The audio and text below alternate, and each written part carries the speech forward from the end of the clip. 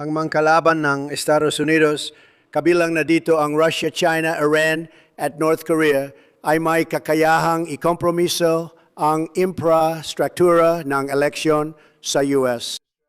Nagbigay si Donald Trump ng isang emergency na pahayag sa bansa at ginulat ang mga Amerikano sa kanyang pag-amin tungkol sa panghihimasok ng Russia at China sa mga panloob na usapin ng Estados Unidos ng Amerika.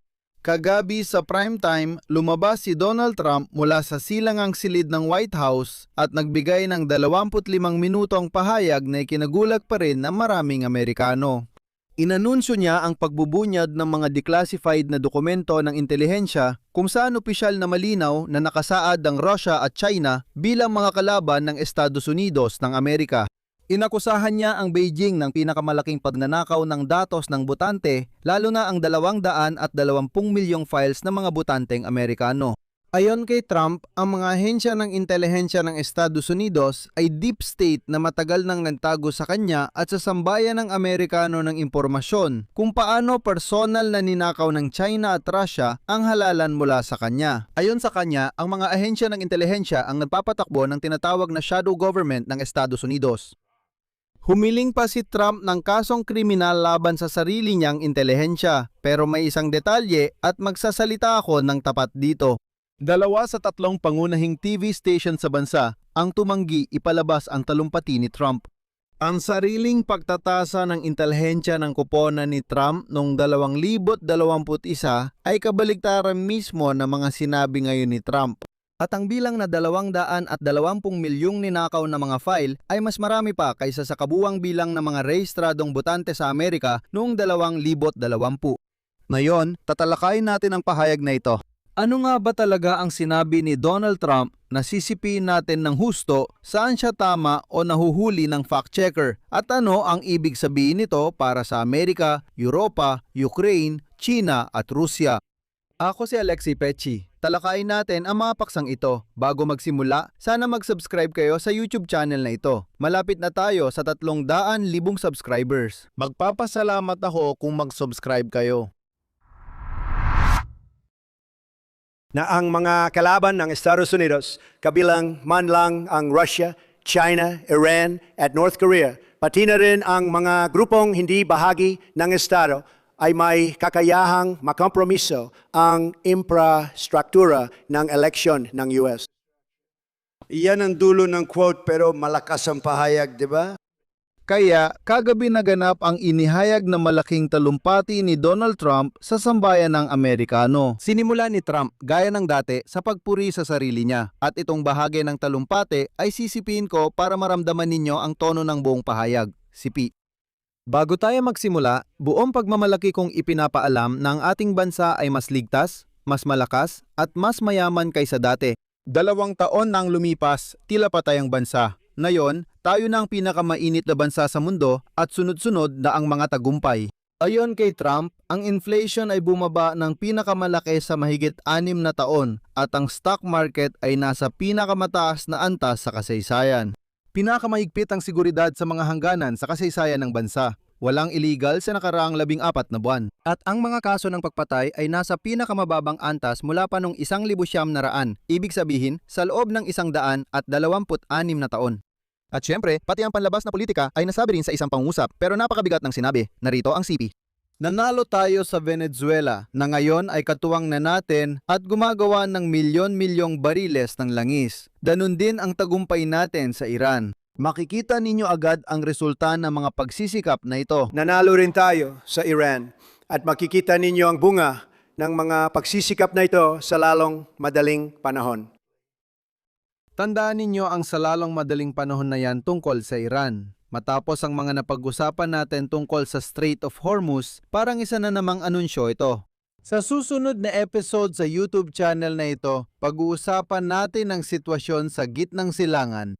Pagkatapos, dumako si Trump sa puntong dito papunta ang lahat ng ito. Hayaan ninyong sabihin ko na agad na ang buong talumpating ito, ang lahat ng ito, ay isa na namang pre-election na pakulo ng Amerikanong presidente. Para itulak ang Republikanong Partido sa midterm elections. Narito ang sipe.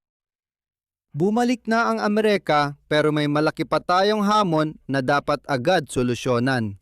Walang bansang magiging dakila ng walang tapat na halalan. Walang tiwala, walang kadakilaan. Halos 20 minuto siya nagsalita tungkol sa umano'y pagnanakaw ng kanyang panalo at kung paano ito maiiwasan sa susunod. Pero sa pagkakataong ito, sa wakas ay may lumabas na kahit papaano'y konkretong detalye. Ngayon, pinakamahalaga ito. Inanunsyo ni Trump ang adarang pagdideclassify ng mga intelihensiyang dokumento. Ayon sa kanya, ipinapakita ng mga ito ang kahinaan ng infrastruktura ng halalan sa Amerika na hindi niya mabago sa korte at kongreso. Narito ang CP. Nakakagalit din na itinago at inilihim ang mahalagang impormasyong ito sa inyo, mga mamamayang Amerikano, ng matagal. Pero nagbabago na ito ngayon.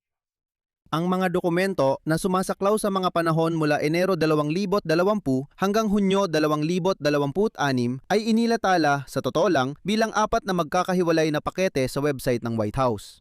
Kung nais ninyong makita ang mga ito, pumunta lang sa website ng White House. Makikita ang mga dokumento sa pangunahing pahina at maaari ninyong tingnan. Nasa mga dokumentong ito ang mismong pasabog. Binasa ni Trump ang mismong CP mula sa ulat ng US Intelligence Community. Pakinggan niyo mabuti. Naniniwala kami na ang mga kalaban ng Estados Unidos ng Amerika, kabilang na ang hindi bababa sa Rusya, China, Iran, Hilagang Korea, pati na rin ang mga grupong di-estado, ay may kakayaang ilagay sa panganib ang infrastruktura ng eleksyon ng Estados Unidos ng Amerika. Wakas ng CP. Ang mga kalaban ng Estados Unidos, kabilang na ang hindi bababa sa Russia, China, Iran, Hilagang Korea, pati na rin ang mga grupong di-estado ay may kakayahang ilagay sa panganib ang infrastruktura ng eleksyon ng US. Kung hindi ako nagkakamali, ito ang kauna-unahang beses na tinawag ni Donald Trump ang Rusya bilang kalaban ng Estados Unidos. Ilang taon nang iniiwasan ni Trump na tawagin ang Rusya bilang kalaban. Tinawag niya si Vladimir Putin na matalino, malakas, sinabi niyang maganda ang kanilang relasyon at kung ano-ano pa. At kagabi, siya mismo ang bumasa sa bansa ng isang dokumento kung saan ang Rusya ang unang nakalista bilang kalaban ng Amerikanong diplomasya. Oo, formal itong isang sipi. Hindi ito sariling salita, kundi sipi mula sa ulat ng intelihensya na pinili niyang basahin sa prime time. At ganito pa ang sinasabi sa dokumentong binasa niya. Tinataya namin na ang sentralisadong imbakan ng datos ng botante, database ng rehistrasyon, listahan ng pagboto at opisyal na website ng eleksyon ang pinakamahina sa posibleng pagsasamantala. Maaring gamitin ng mga kalaban ng access sa mga sistemang ito para guluhin ang proseso ng eleksyon sa Amerika. Ngayon, ang bahagi tungkol sa China ang pinakamatindi, sinabi ni Trump, CP. Ang Republikang Bayan ng China ay nagsagawa ng tinuturing na pinakamalaking paglabag sa datos ng mga botante sa kasaysayan, kung saan illegal na nakuha ng China ang 220 milyong file ng mga botanteng Amerikano. May mga pangalan, address, telepono, partidong kinabibilangan at sensitibong datos sa mga file na mahalaga sa pagrerehistro ng botante at masasamang gawain. Ito nga ang nangyari. Ipinapakita pa ng intelihensya na nagtalaga ang China ng isang espesyal na unit para sa pagsasamantala sa datos para lang sa bagong proyektong ito. Susunod ay tungkol sa motibo ng Beijing. Binasa muli ni Trump ang mga dokumento ng Central Intelligence Agency. Heto ang CP. Noong kalagitnaan ng 2018 ang pulisiya ng Partido Komunista ng China ay gamitin ang lahat ng panloob at panlabas na elemento na laban sa presidente ng Amerika, ibig sabihin kay Donald Trump. Layunin itong bawasan ang boto ng presidente ng Amerika at pilitin siyang magbitiw o hindi muling mahalal. Tinukoy ng pamahalaan ng China ang mga Amerikanong mamamahayag na negatibo ang pagsusulat tungkol sa presidente ng Amerika. Binabayaran sila ng malaki para magsulat ng mas maraming negatibong artikulo. Gusto nila akong matalo dahil nabisto ko sila. Pinatawan ko sila ng taripang bilyon-bilyong dolyar at nagtayo ng pinakamalakas na hukbo sa mundo.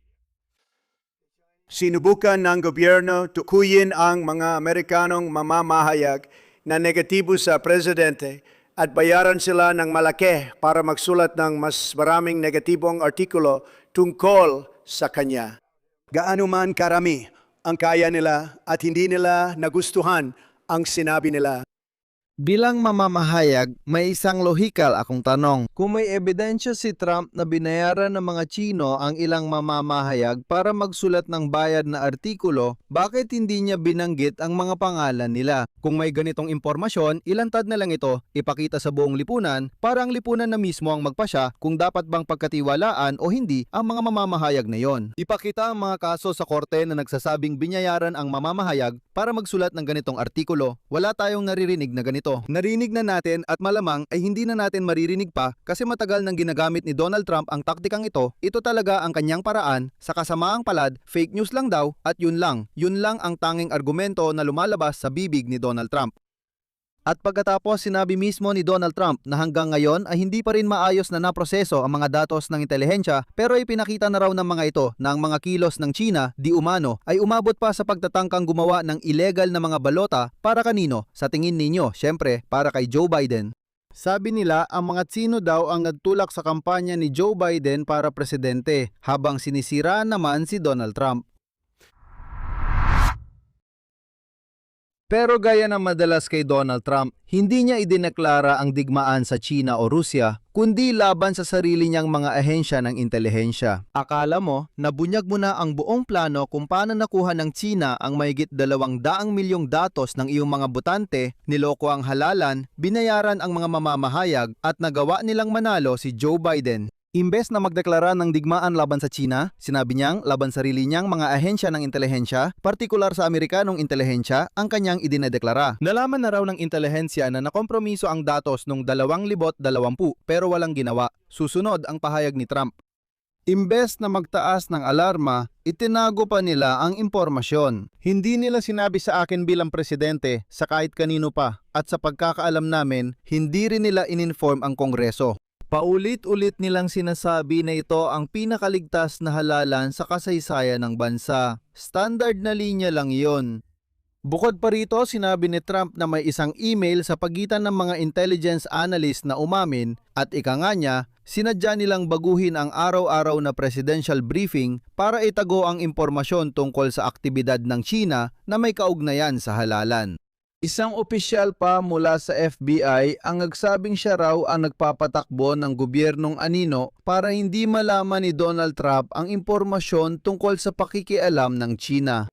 Para lalong paniwalain ang mga botante at hikayatin silang bumoto sa mga Republikano sa midterm election sa Kongreso ngayong Nobyembre, nagdagdag pa si Trump na nakakakilabot na detalye. Heto ang kanyang sinabi. Kamakailan lang nakatuklas kami ng malaking bilang ng mga burn bag. Ang burn bags ay mga sako ng dokumento na ipinadala ni Pangulong Barack Hussein Obama para sirain. Dapat sinunog ang mga sako na ito pero hindi nangyari. Sa tingin namin, hindi ito sinadyang gawin. Hindi sinadya, kundi dahil sa kakulangan ng kakayahan ng mga dapat nagsunog nito. Maaring sinuwerte tayo pero nakakagulat ng natuklasan. Ibig sabihin, ayon kay Donald Trump, ang kompromat tungkol sa sabuatan ay nakaligtas lang dahil may isang tao na tinamad sunugin ang mga sako ng mga dokumentong ito. Pero hindi pa alam ni Trump kung ano ang kompromat o laman ng mga sako dahil hindi pa ito nabubuksan. Sa madaling salita, yon ang paliwanag niya. Sabi niya, ipinasa ni Obama ang mga sako ng dokumento para sunugin. Hindi sila sinunog. May mga lihim na dokumento doon, pero hindi namin sasabihin kung ano ang mga iyon.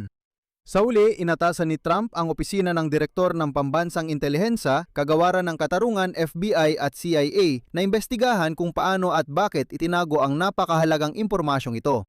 Inatasan din niya ang pagtanggal sa trabaho ng mga sangkot sa pagtatago ng dokumento at kung kailangan, magsampa ng kasong kriminal laban sa kanila.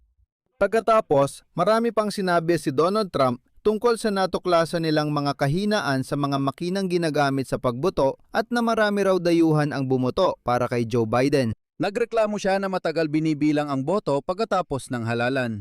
Siyempre, nadamay din ang mga media dahil tumanggi ang NBC at ABC News na ipalabas ang talumpati ni Trump. Ganito ang naging reaksyon ni Trump, CP. Alam nila kung tungkol saan ito at ayaw nila sa paksa dahil alam nilang gaano kakorap ang ating sistema. Sila at ang iba sa media ay sangkot sa sabuatan. Dapat bawiin ang kanilang lisensya dahil sa panlilin lang na ito. At ang huling bahagi ay ang panawagan sa Kongreso na ipasa ang tinatawag na Save America Act. Panukalang batas ito na nag-uutos ng photo ID para sa lahat ng botante, patunay ng pagkamamamayan at pagbabawal sa voting sa koreo maliban kung may sakit, kapansanan, nasa military o opisyal na biyahe. At sa huli, sa wakas ay isiniwalat ni Trump ang tunay na dahilan ng kanyang talumpati, CP. Hinihiling ko sa bawat Amerikano, kunin ninyo ang inyong telepono, tawagan ang inyong mga kinatawan sa kapulungan ng mga kinatawan at Senado at hingin sa kanila na ipasa ang Save America Act ng walang pag-aantala. Ibig sabihin, ito ang punto talaga. Ginagamit ni Trump ang kanyang posisyon para itulak ang panukalang batas na makakatulong sa kanyang partido na manalo sa halalan. Ngayon, ang paborito kong bahagi ng bawat episode ay ang pagsusuri at fact-checking. Una at mahalaga, ang paratang ni Trump na nakialam ang China ay salungat sa opisyal na pagtatasa ng pambansang intelihensya ng Estados Unidos noong Marso 2021 na may mataas na kumpiyansang nagsabing hindi sinubukan ng China na impluwensyahan o pakialaman ang resulta at infrastruktura ng halalan pati ang pagbibilang ng boto. Narito ang pinakakapansin-pansing detalye. Ang pagtatasa na yon noong Marso 2021 ay inihanda noong si John Ratcliffe pa ang direktor ng pambansang intelihensya. Siya ang pinuno ng Central Intelligence Agency ng Estados Unidos sa ilalim ni Donald Trump. Tumugon si Senador Warner, pangalawang tagapangulo ng Komite sa Intelihensya at sinabi, "Ang nakakagulat na mga pahayag ni Trump tungkol sa China ay puro kalokohan. Ang katotohanan ay nagkaisa ang ating mga ehensya ng intelihensya. Hindi sinubukan ng China na baguhin ang kahit ano, wala ring naapektuhang boto sa 2020 halalan." Pangalawa, simpleng aritmetika lang ito. Noong 2020, halos 214 na milyong botante ang rehistrado sa Estados Unidos. Sabi ni Trump, may nanakaw na 220 milyong files, mas marami pa ito kaysa sa kabuuang bilang ng mga botante. Pangatlo, nauha nga ng China ang mga datos, pero ang mga datos ng botante na nauha ng China ay hindi naman talaga mga lihim. Ito ay mga file ng mga botante na, sasabihin ko sa inyo ang isang malaking sikreto. Karaniwang binibili ng mga political consultant at political strategist. At hindi mo talaga magagamit ang mga ito para manipulahin ang mga boto. Bukod pa rito, alam ng bawat partido kung anong uri ng botante ang kanila dahil mismo sa mga file na ito. Pang-apat, ito na ang pinaka-nakakailang bahagi dahil ang ilang bahagi ng nailatalang dokumento ay sumasalungat sa sinabi ni Donald Trump. Isa rito ay nagsasabing mahirap isagawa ang malawakang manipulasyon sa mga sistema ng pagbibilang nang hindi natutuklasan. Kung mangyari man, dapat agad itong mapansin. Ayon sa dokumento ng CIA, wala ngayong balak ang Beijing na palihim na makialam sa resulta ng halalan. Isa pa, may ilang opisyal sa White House na nag-aalala bago ang talumpate na baka makapagbigay ng maling impresyon ang paglalatala ng material mula sa China. Ibig sabihin, wala na namang kahit isang ebidensya, kahit isang aktual na pinalsipikang boto man lang. Muli, si Trump ay nagbanggit ng maraming abstraktong paratang pero walang konkretong detalye. Ngayon, mga konklusyon, ano ang kahulugan nito sa atin? Para sa Estados Unidos ng Amerika, simula ito ng kampanya para sa midterm na halalan sa Nobyembre, malinaw yon. Ang talumpati ni Donald Trump ay ginamit para itulak ang Save America Act at magsilbing insurance policy. Kung matalo ang mga Republikano sa Nobyembre, agad sasabihin ni Donald Trump, "Sabi ko na, tinulungan ng China ang mga Demokratiko." Naalala nyo, sinabi ko yan? O ayan, natalo ang mga Republikano. Inanunsyo rin ang paglilinis sa mga ahensya ng seguridad na may kasamang kasong kriminal na napapalalim sa digmaan ni Donald Trump laban sa sariling intelligence apparatus. Simula pa unang termino niya, mas nagtitiwala siya sa mga Ruso kaysa sariling intelligence. May paradox para sa China. Sa isang banda, may publikong akusasyon ng pinakamalaking pagnanakaw ng datos ng botante sa kasaysayan. Gaya ng sinabi ni Trump, paggawa ng mga balota, tumugon ang embahada ng China sa pamamagitan ng tagapagsalita nitong si Liu Chan. Sinabi niya, hindi kailanman nakialam o makikialam ang China sa halalan ng pagkapangulo ng Estados Unidos. Sa kabilang banda, si Trump ay nagpaplano, isipin mo, ng pagpupulong kay Xi Jinping sa Setyembre tungkol sa kalakalan. At saan gaganapin ang pagpupulong na ito? Sa Estados Unidos ng Amerika. Ibig sabihin, ang talumpating ito ay panggigipit sa negosasyon bago ang summit at pagpupulong.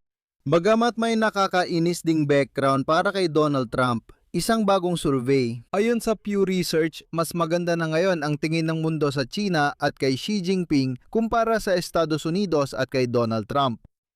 Maaring ito rin ang dahilan ng galit ni Donald Trump. Nasa aking Telegram channel na Pechi News ang detalye ng rating na ito. Nasa description ng video ang link. Bisitahin at mag-subscribe. Para sa Russia, ito ay isang tahimik ngunit napakahalagang pagbabago. Unang beses matapos ng matagal, si Trump ang nagbasa ng dokumentong naglalarawan sa Russia bilang pangunahing kalaban ng Estados Unidos. Para sa Kremlin, na ibinase ang buong estratehiya nito sa espesyal na ugnayan kay Trump, ito ay isang nakakabahalang babala. Tugma ito sa matagal na nating pinag-uusapang trend, sunod-sunod na episode na. Ang mga parusa ni Lindsey Graham ay nakakuha na ngayong araw ng 60 boto sa Senado, kaya siguradong papasa na sila. Dagdag pa rito, may lisensya na rin para gumawa ng Patriot para sa Ukraine. At dagdag pa, gaya ng naalala ninyo, noong ika-8 ng Hulyo hindi tumawag si Trump kay Vladimir Putin at sa huli ay kinansela ang tawag na iyon. May dituwirang benepisyo ito sa Ukraine, ngunit totoo at mahalaga pa rin. Habang mas malinaw na itinuturing ng Washington ng Russia at China bilang mga kalaban, mas tumitibay ang lohika ng pagsuporta sa Kyiv at mas mahirap para sa sinumang lobbyist na baligtarin ito. Pero may panganib din. Kapag nalubog ang Amerika ng ilang buwan sa giyera laban sa sarili nitong intelihensya at sa iskandalo sa halalan, mababawasan ang atensyon at yaman para sa panlabas na issue. Para sa Europa, may dalawang mensahe dito. Magandang balita na opisyal ng tinatawag ng Estados Unidos ang Russia at China na banta at kalaban. Matagal nang ginagamit sa Europa ang wikang ito. Masama lang, ang bansang taga-garantiya ng seguridad ng kanluran ay muling papasok sa panibagong siklo ng eleksyon. Hindi ito nakakadagdag ng katatagan sa kaalyado. Kaya para sa Europa, isa na namang paalala, kailangan nilang muling magsandata at palakasin ang sarili nilang lakas ng mas mabilis. Sa madaling salita, si Trump ay muling nagbigay sa atin ng isang talumpate para sa kampanya.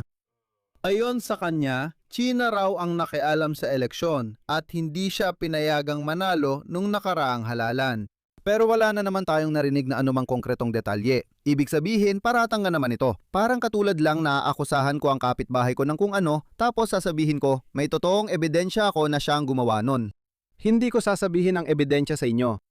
Dito ko natatapusin. Ibahagi ninyo ang inyong opinyon at mga komento sa ibaba ng episode na ito. Mag-subscribe kayo sa channel, pindutin ang kampanilya at huwag kalimutang mag-like. Yun lang po, ingatan ninyo ang inyong sarili. Paalam sa lahat.